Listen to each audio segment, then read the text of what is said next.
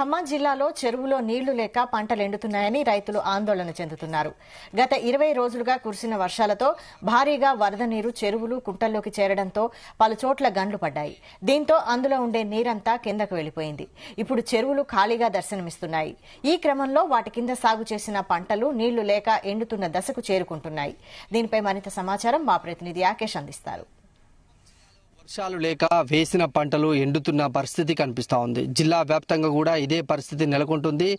భారీ వర్షాలు వరదలతోటి గత 20 రోజుల క్రితం ఖమ్మం జిల్లా అతలాకుతలమైంది. పెద్ద ఎత్తున కూడా వరద వచ్చింది. ఈ నేపథ్యంలో చెరువులు వాగులు వంకల్లోకి కూడా భారీ వరద నీరు చేరింది. ఈ నేపథ్యంలో ఎన్నడూ లేని వచ్చినటువంటి వరద సందర్భంగా చెరువులకు గండ్లు పడిపోయాయి. అన్ని చెరువులు కూడా తెగిపోయాయి. చెరువులో ఉన్నటువంటి నీరంతా కూడా కిందికి వెళ్లిపోయింది. వృధాగా నీరు వెళ్లిపోయిన నేపథ్యంలో ఆయా చెరువులు కుంటల్లో సాగు చేసుకుంటున్నటువంటి రైతులు ఆందోళన చెందుతున్నారు. ఎందుకంటే చెరువులకు గండ్లు పడి వాటర్ అంతా కూడా వెళ్లిపోయినటువంటి నేపథ్యంలో ఆయకట్ట రైతులంతా కూడా ఆందోళన చెందుతున్నారు. ఈ నేపథ్యంలోనే రైతులు వేసినటువంటి పంటలంతా కూడా ఎండిపోయినటువంటి సందర్భం కనిపిస్తా ఉంది. చెరువుల్లో నీళ్లు లేకపోవడంతో ఈ వరి సాగైతుంది, మిరప అటు పత్తి పంటలు కూడా ఎండిపోయిన దశకు చేరుకుంటున్నాయి. వర్షాలు వరదలు వచ్చి దాదాపు 20 రోజులు అవుతుంది. అప్పటి నుంచి ప్రస్తుతం వరకు కూడా వర్షాలు లేకపోవడం, వేసిన పంటలంతా కూడా మొత్తం ఎండిపోయినటువంటి పరిస్థితిని మనం చాలా స్పష్టంగా చూసుకోవచ్చు. జిల్లాలోని అన్ని నియోజకవర్గాలలో ఇదే పరిస్థితి ఉంది. వర్షాలు పుష్కలంగా వచ్చాయి, ఇక మాకు తిరుగులేదు, పంట ఈసారి బాగా వస్తుందని భావించినటువంటి రైతులకు కొంత నిరాశనే మిగులుస్తుందని చెప్పుకోవచ్చు.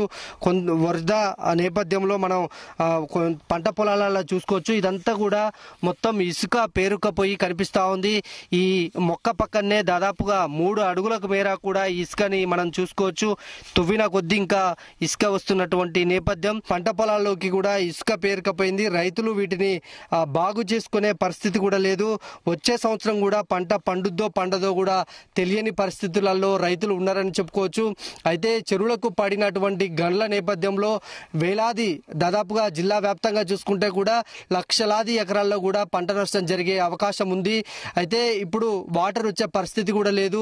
మళ్ళీ వర్షాలు వస్తేనే చెరువుల గండ్లు పూడ్చారు, కానీ చెరువులోకి నీళ్లు రావాలంటే మళ్ళీ వర్షాలు రావాలి. వర్షాలు వస్తేనే ఆ చెరువులోకి నీళ్లు చేరే సందర్భం ఉంటుంది. దాని ద్వారా మళ్ళీ పంటలకు చెరువుల నుంచి పంట పొలాల్లోకి నీరు చేరితేనే ఇవి బతికే పరిస్థితి కనిపిస్తా ఉంది. ఏ పొలం చూసుకున్నా కూడా బీటలు వారి కనిపిస్తా ఉంది.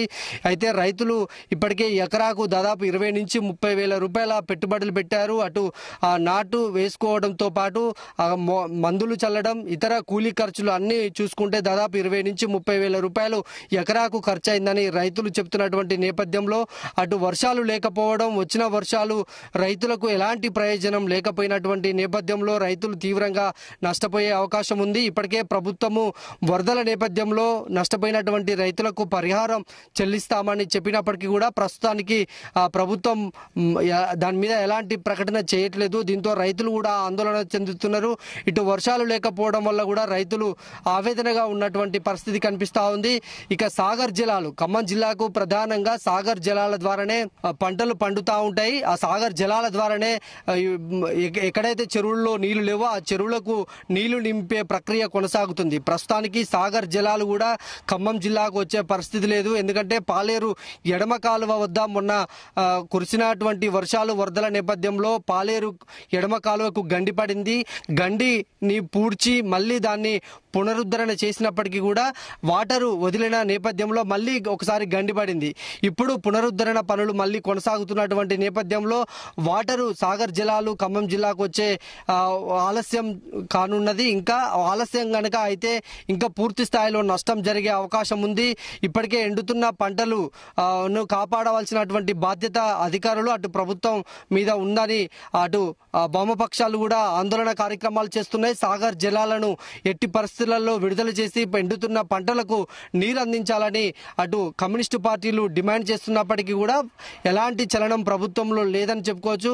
ప్రభుత్వం ఇంకా గనక ఎక్కువగా ఆలస్యం చేస్తే మాత్రము ఇంకా ఎక్కువగా కూడా పంటకు నష్టం జరిగే అవకాశం ఉందని రైతులు కూడా ఆందోళన చెందుతున్నటువంటి పరిస్థితి కనిపిస్తా ఉంది. కెమెరామెన్ శరత్తో యాకేష్, జీ తెలుగు.